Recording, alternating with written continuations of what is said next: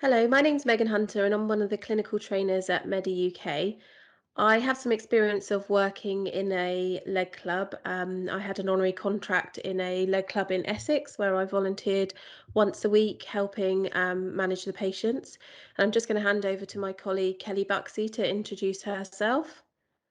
Hi there. Yeah, I'm Kelly Buxey, and a bit like Megan, I've got experience with running a leg club, but I also got experience with setting up a leg club.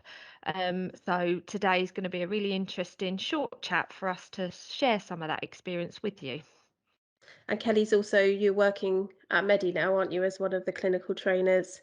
Yep. So my job title at present is clinical trainer, working for Medi UK. And we've been asked by the Leg Club Foundation to talk about setting up a leg club and trying to change patients' perceptions in relation to lower limb care. So Kelly, you've obviously touched on there before when you introduced yourself why that you set up a leg club. So I wanted to ask you why you actually decided to set up a leg club versus your kind of more traditional methods of treatment. Yeah, multiple reasons and benefits, but just in a nutshell, really, I was lucky enough to go off and undertake my district nurse training in my previous role, and part of that was undertaking various research. And one of the pieces of research that I wanted to undertake, and I looked into, was the concordance rate around managing lower limb and, in particular, venous leg ulcer care and treatment. Um, and this highlighted sort of slow healing rates. It also identified that within my particular area, 65% of that nursing time was spent on managing venous leg ulcers.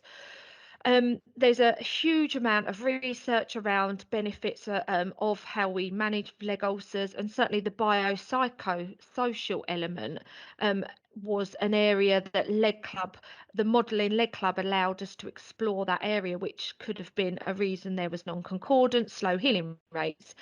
So the leg club model was a great model that I felt would be good to use within our area, as we had multiple leg ulcer clinics with lots of patients. So that's why I then explored that through my training and was lucky enough to then return back to practice and actually set up and implement a leg club within my area. Kelly, you touched on that biopsychosocial aspect of venous leg ulcer care for patients attending the leg club.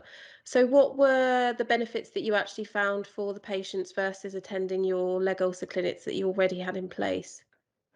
Yeah, so obviously touched on that element.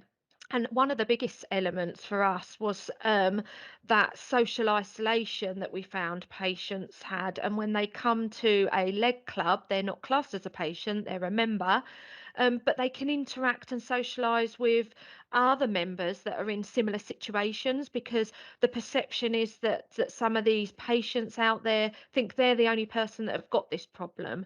So that social interaction with the clinicians that attended and run the leg club, but also the volunteers. We had great volunteers that would sit and talk and play cards and games with some of our members while they were waiting for their treatment. Group education, what we would offer if there was a theme coming through that our members were asking similar questions or wanting some information on similar topics, we'd have a little group training session. So showing them how to apply and remove, so don and doff their hosiery and using different devices. Um, One of the biggest benefits I feel is that learning from experience, that patient experience that they can share with one another. And I've got lots of stories I could tell you, but that patient experience is so powerful to share. Yeah, there was you had a really good example once. I remember you telling me about a patient and having a different coloured hosiery really made a big difference for her. Yeah, that lady in particular, for obviously confidential reasons, I'll just refer to her as Jenny at the moment. But yeah, she really stands out for me and really summarises the benefits of a leg club versus a leg ulcer clinic. Jenny, she was a lady who'd been coming to leg ulcer clinic for a very long time, a couple of years, and was that kind of revolving door patient which should come, we'd treat her, she would heal, she'd go into her bespoke made to measure hosiery. She then broke down and would come back.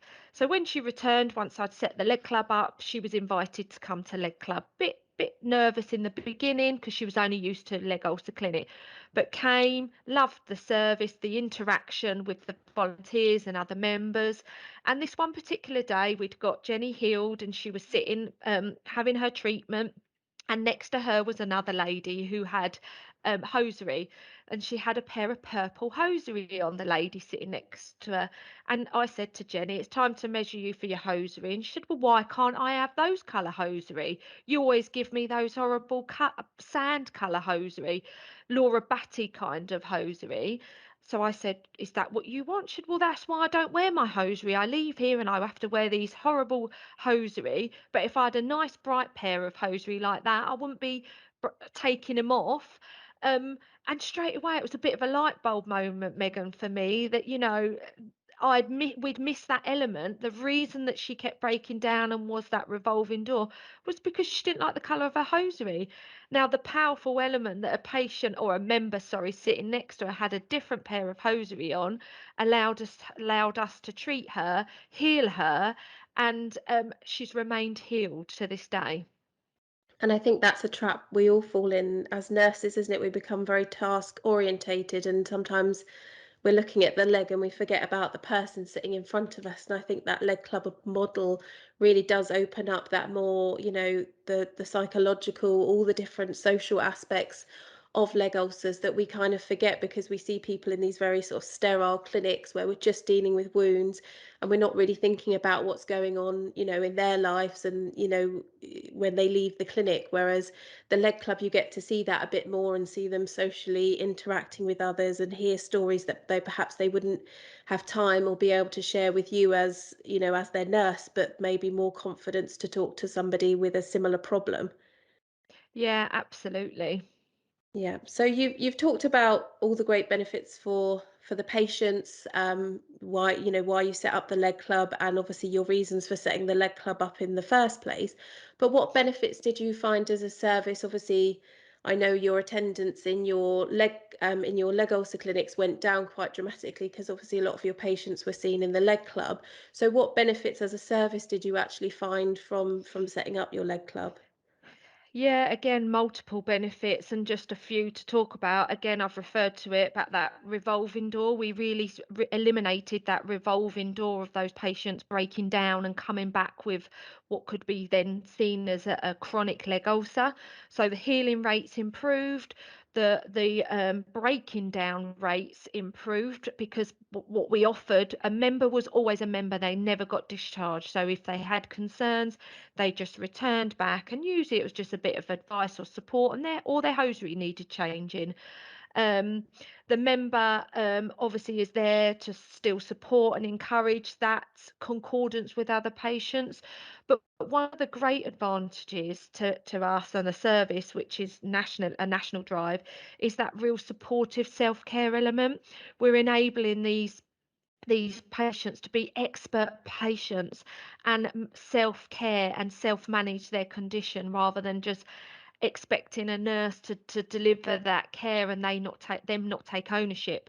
So supportive self-care with relatives, friends, families, they would come, and it was a huge benefit because ultimately it did reduce our visits. Initially we had huge numbers attending clubs, but our healing rate soon improved and there was more members attending for a social event rather than being treated, which Mhm. to me is a great example of what the leg club model can achieve if you really put that hard work in and set one up.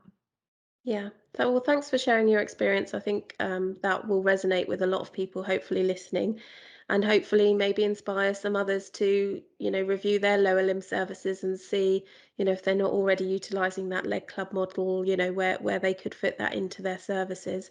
And thank you so much to the leg club for inviting us to host this podcast today. Thank you. Take care. Thank you.